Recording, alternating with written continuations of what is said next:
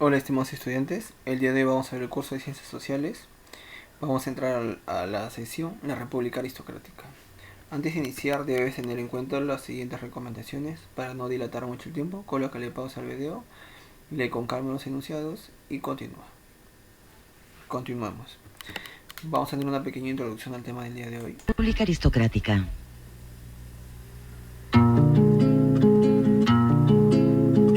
Años atrás, en su conocido libro sobre la historia de la República, Jorge Basadre acuñó el concepto de República Aristocrática. Con ese título, Basadre analizó los años que van de 1895 a 1919. El gran historiador tacneño pensaba que la época había estado dominada por un grupo de grandes familias que dispusieron tanto del poder político como del económico. Estas familias estaban estrechamente emparentadas y formaron un círculo cerrado que poseía una mentalidad aristocrática.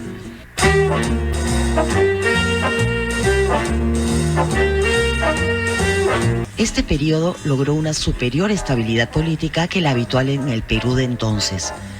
Con alguna excepción, la conducción política de aquellos días estuvo a cargo del Partido Civil.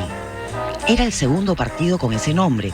Fue liderado por una nueva generación distinta a la de los fundadores que ejercieron el poder en los 1870, con Manuel Pardo a la cabeza, fundador del Partido Civil.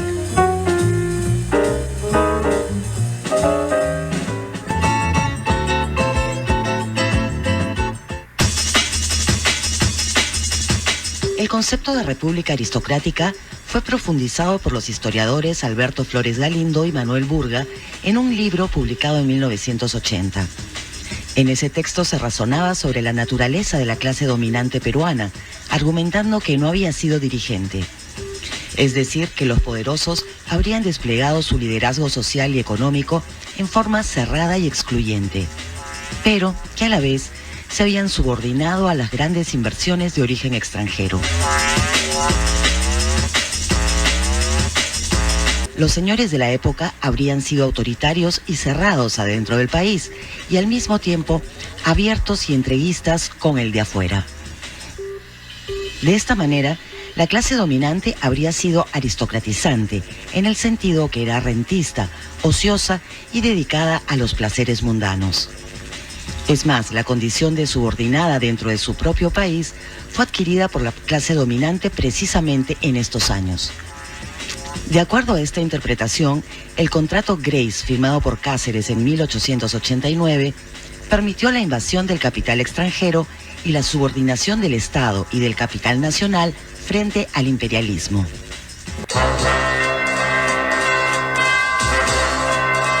Hacia fines de los 80, el concepto de república aristocrática fue cuestionado y sometido a revisión.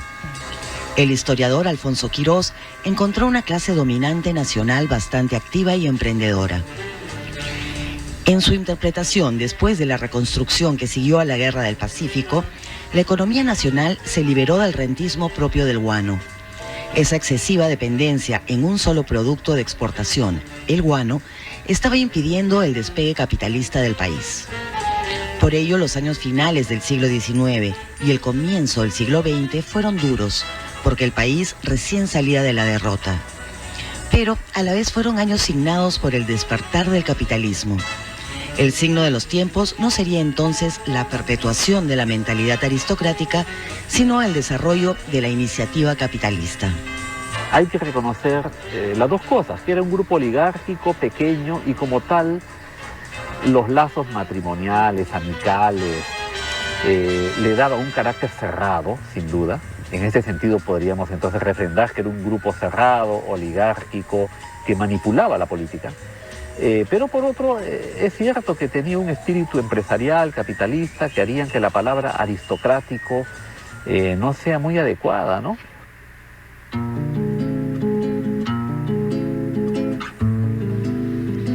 Un conjunto de instituciones científicas y económicas venían a confirmar el particular dinamismo de los señores de la época. El espíritu emprendedor capitalista habría asomado de una manera ya moderna en el Perú de esos días. Ellos consiguieron la recuperación de la economía peruana tras la catástrofe de la guerra con Chile. Creo que el gran logro de esa generación empresarial sería ese.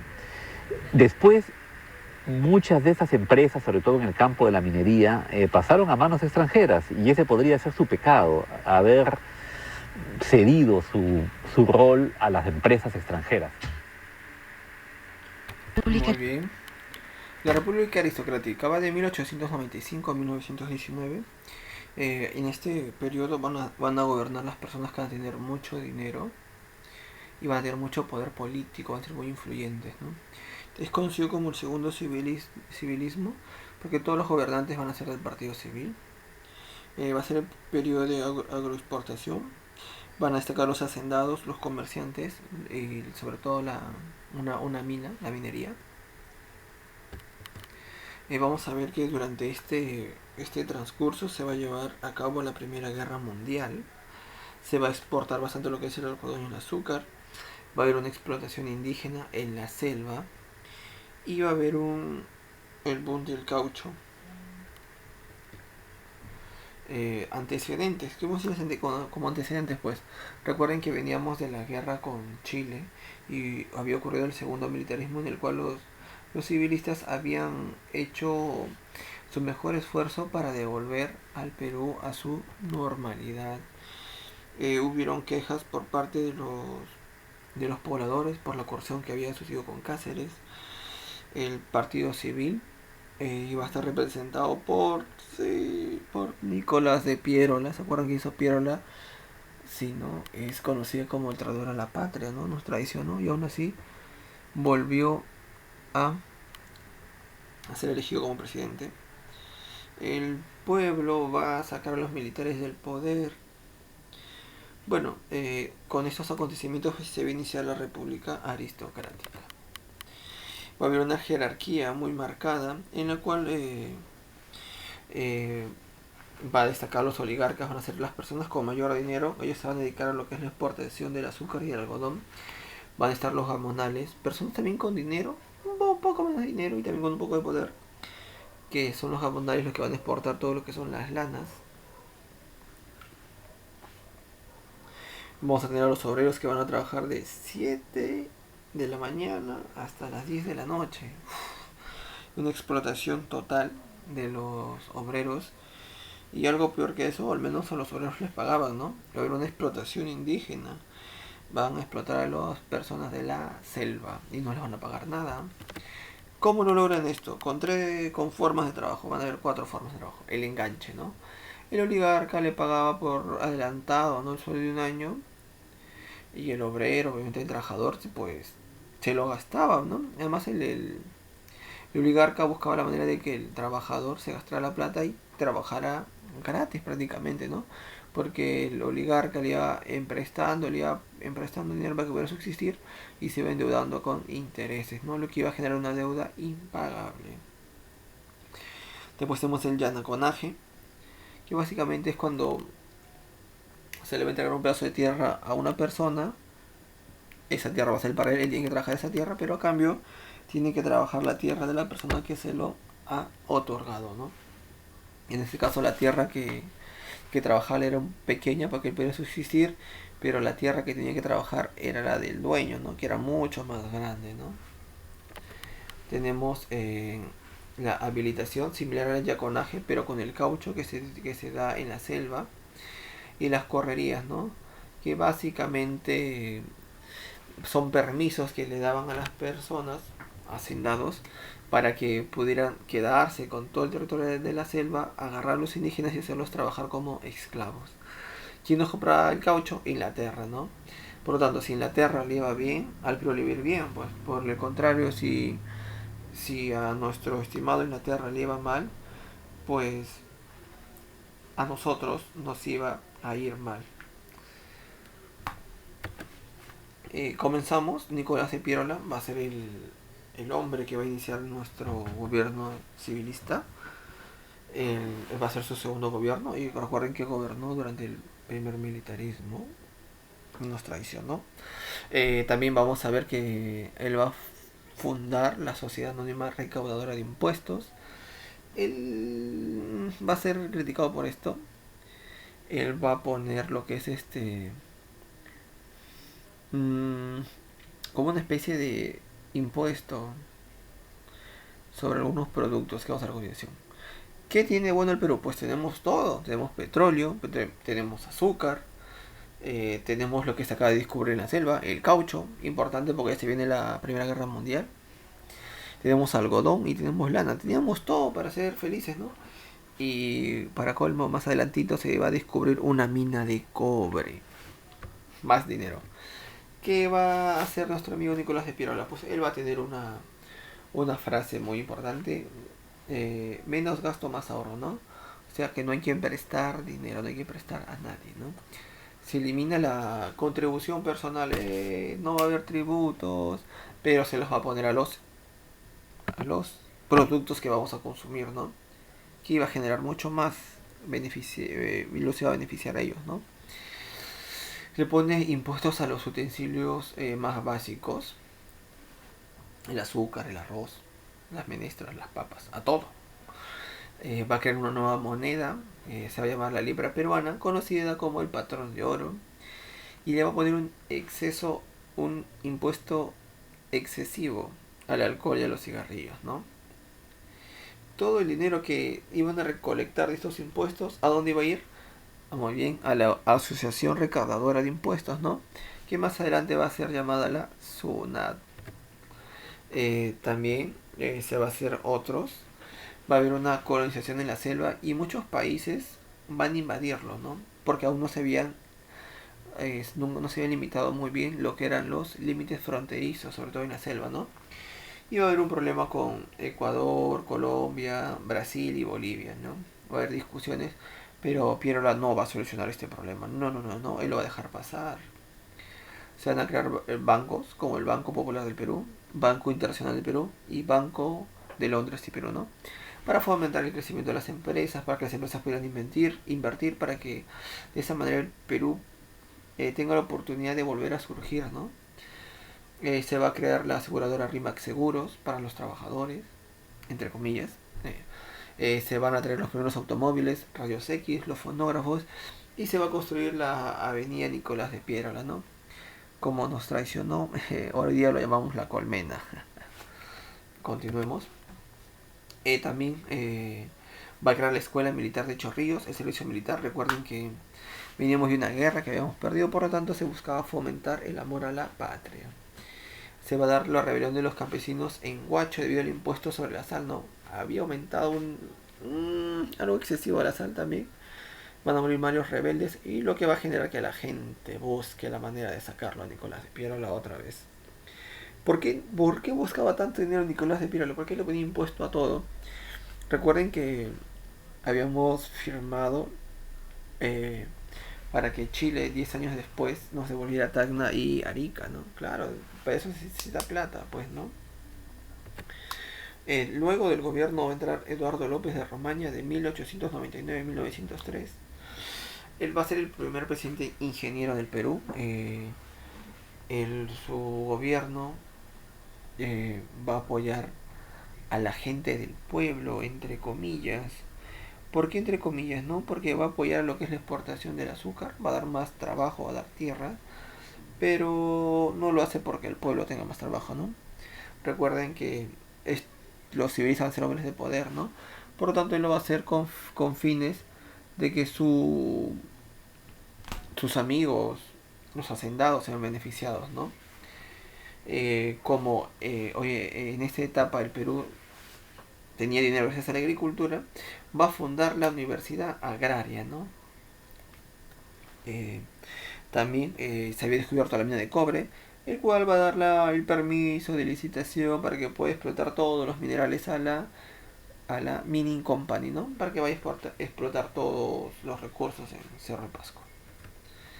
Va a permitir el código de agua, minería y comercio, que se pudiera dar estas formas de extracción y va a beneficiar el agua para que todos los civilistas estuvieran contentos, los hacendados. La minería va a dar trabajo y va a haber un poco de comercio, obviamente con los metales, ¿no? Recuerden que nos va a comprar, no se olviden. Promovió la colonización de la selva, obviamente para la extracción del caucho, muy bien. Va a romper relaciones diplomáticas con Chile, debido a que acá en Chile va a imponer la chilenización, no va a intentar imponer su cultura para eliminar la cultura del país donde en Tacna y Arica. Y por tanto aún no se lograba recuperar estos dos territorios que nos pertenecían, ¿no? López de Romaña pues tampoco va a ser alguien que solucione estos problemas de hacia tanto de Itaña y Tarapacá, y tampoco va a establecer los límites fronterizos, ¿no? Eduardo López de Romaña va a construir el ferrocarril La Oroya a Cerro de Pasco con la finalidad de, sí, muy bien, de extraer todo el oro de Cerro de Pasco para llevarlo al, al, a Lima, ¿no? Para que se pueda exportar. Se va a firmar el tratado Osmo Villazón con Bolivia para solucionar problemas fronterizos, en el cual se va a delimitar muy bien, como vemos acá, ¿no? Para que no haya una invasión hacia la parte de nuestra selva. Muy bien. Manuel Cándamo va a entrar a gobernar, pero va a gobernar solo un año, ¿no? Él va a entrar en 1903, en 1904 solo va a gobernar un año. Él va a morir de un problema del corazón. Pero lo que sí va a ser el que va a aprobar la ley de ferrocarriles para conectarlos con los puertos, ¿no? Para que sea mucho más fácil la exportación de los minerales, ¿no? Va a asumir el cargo el vicepresidente Serapio Calderón, quien no va a querer hacer ese cargo del gobierno y va a convocar a nuevas elecciones. ¿Quién va a entrar a gobernar? José Pardo, de 1904 a 1908. Él básicamente va a proponer, va a innovar la educación primaria gratuita y obligatoria, ¿no? Para todo el Perú, ¿no? ¿Por qué hacía esto? Para ganarse básicamente el apoyo de los obreros, ¿no? Inclusive para ganarse el apoyo de los obreros va a proponer el colegio nocturno para que los obreros tuvieran la posibilidad de terminar sus estudios. Van a haber algunos sindicatos, cambios a favor del obrero, el proyecto Mainas. Se van a generar las vías Oroya-Huancayo. Tampoco se va a lograr arreglar los límites con los demás países, Ecuador, Colombia y Brasil, para la extracción del caucho. Durante su gobierno también se van a formar las escuelas para formar docentes para las clases populares. Si crea colegios también tiene que buscar docentes. Se va a reabrir la escuela de artes, la cual va a ser conocida como el Instituto José Pardo. Va a llegar al gobierno Augusto Beleguía de 1908 a 1909. Este hombre más adelante va a ser muy importante, también lo vamos a ver. Durante su gobierno va a inaugurar la cripta de los héroes. También va a haber un paro general de los obreros de textiles en Vitarte, lo cual va a generar una pequeña molestia. Durante su gobierno se va a dar la ley de excelencia del trabajo, en la cual el dueño de la empresa va a tener que pagarle a los trabajadores si se accidentaran, ¿no? Se va a descubrir Machu Picchu también durante este periodo.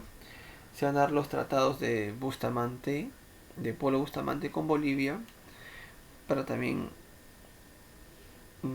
¿cómo decirlo, no? Delimitar los territorios, que los va a regalar prácticamente.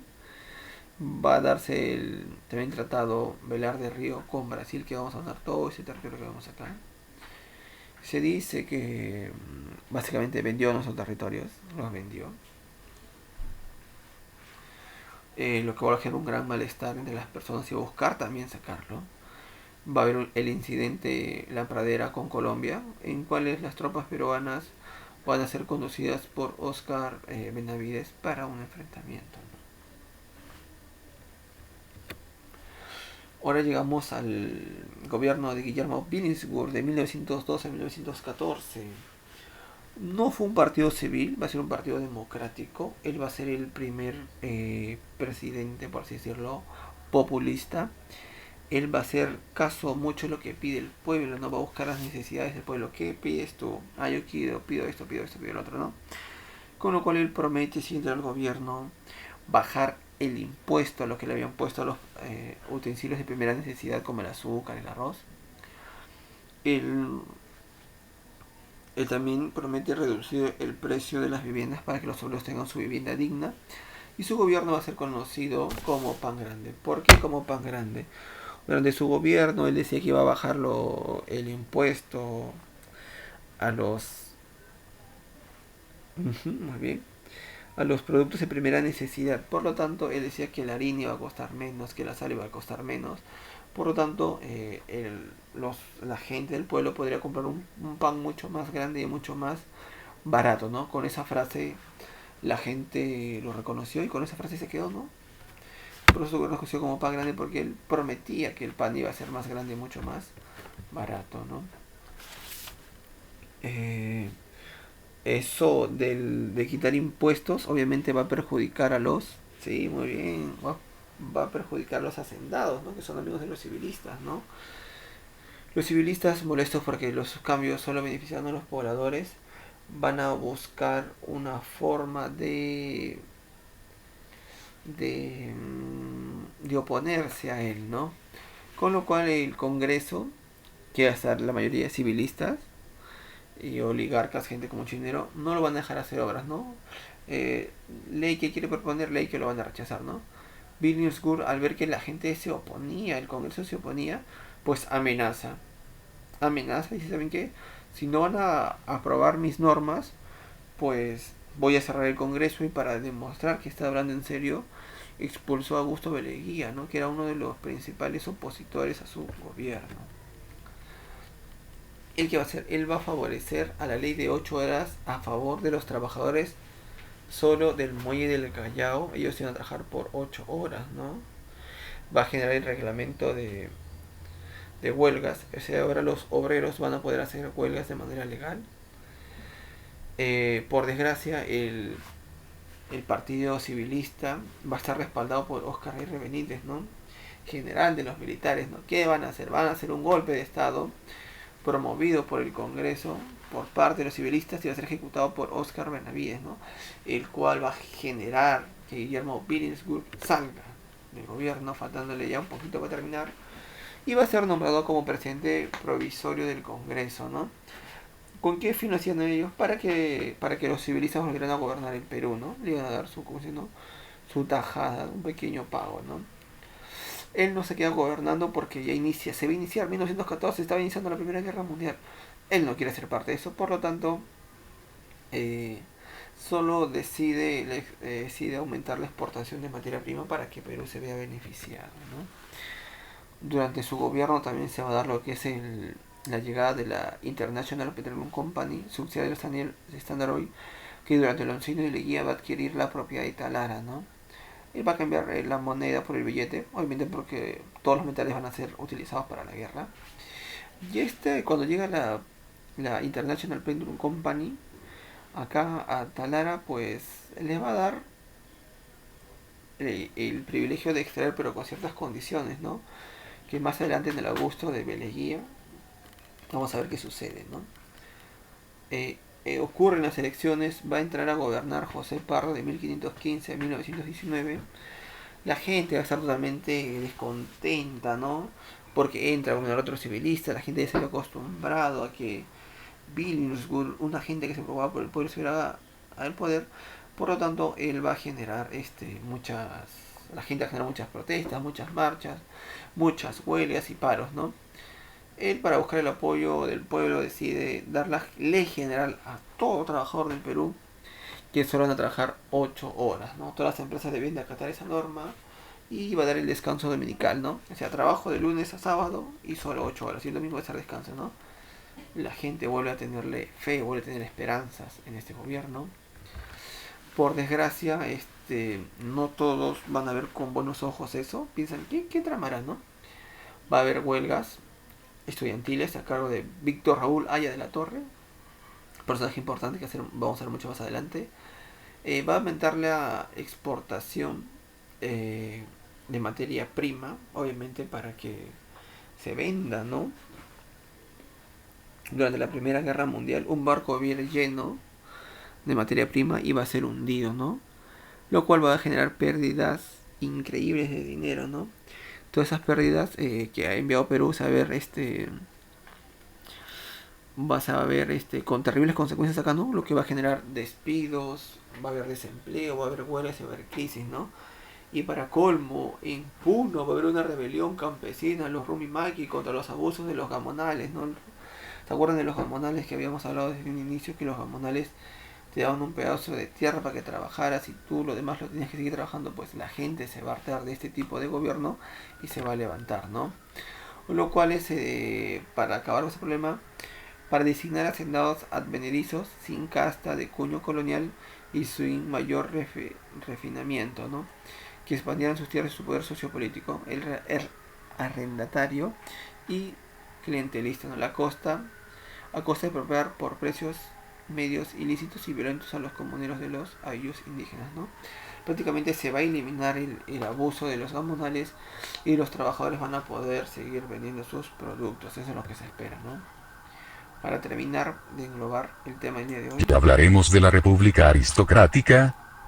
Se le denomina así al periodo de la historia del Perú comprendido entre 1899 y 1919, en el que la vida política nacional estuvo bajo la hegemonía del Partido Civil. El nombre, propuesto por Jorge Basadre, alude a que el poder estuvo monopolizado por la clase alta, que limitaban la participación política de los sectores populares. El régimen político civilista. Durante el gobierno de Pierola, buscaron presentar una imagen moderna designando como autoridades a jóvenes profesionales de éxito. Así se inició la hegemonía del Partido Civil, que se mantuvo por 2 décadas el modelo político civilista, la concentración del poder en la élite costeña. En él se congregaban los grandes hacendados, empresarios y profesionales de éxito. La participación política restringida de los sectores populares luego de la reforma electoral de 1896, la gran masa indígena quedó excluida de las decisiones políticas. La existencia de redes de relación entre la élite y los líderes gobernantes de la República Aristocrática.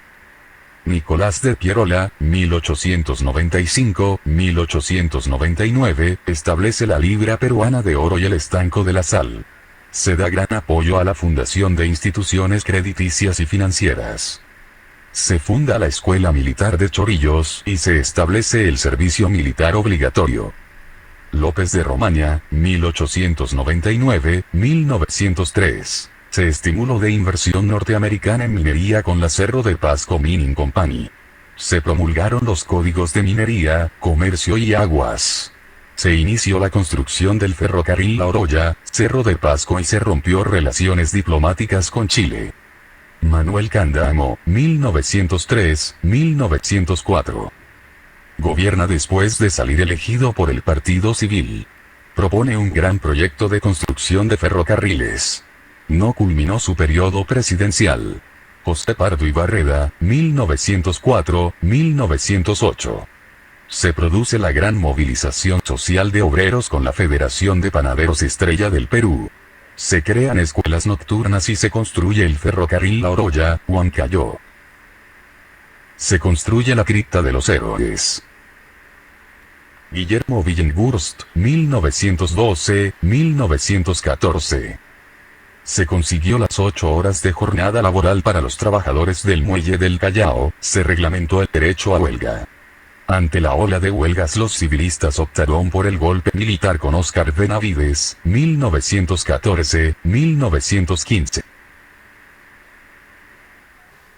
Ya hablaré. muy bien, como tarea domiciliaria va a quedar elaborar una línea de tiempo de los gobiernos de 1989 a 1919 y define a qué se denomina República Aristocrática y cuáles fueron los principales factores que generaron la oposición al régimen civilista. Eso es todo.